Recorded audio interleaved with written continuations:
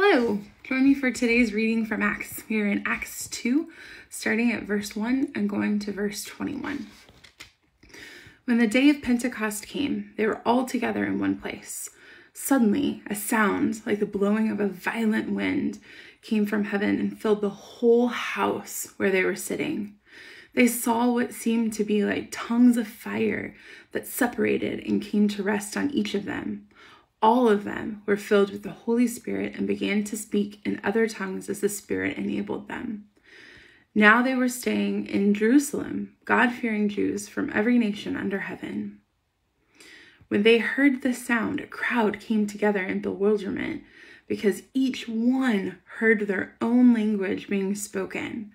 Utterly amazed, they asked, "Aren't all of these who are speaking Galileans?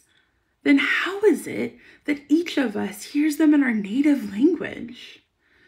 Parthians, Medes, and Elamites, residents of Mesopotamia, Judea and Cappadocia, Pontus and Asia, Phrygia and Phyglia, Egypt and parts of Libya near Cyrene, visitors from Rome, both Jews and converts to Judaism.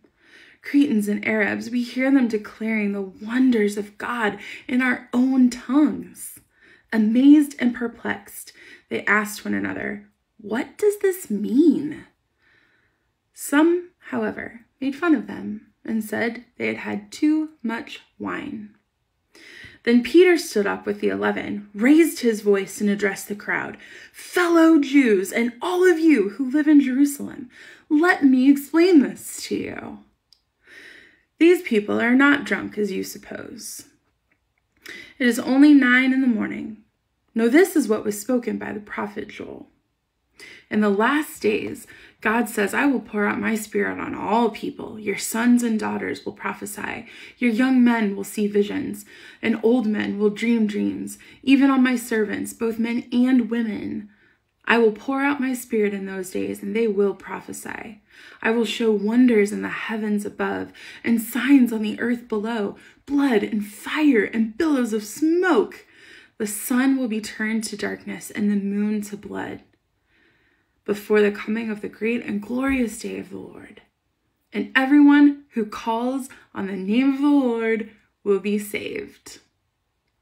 So what part of this passage stood out to you the most?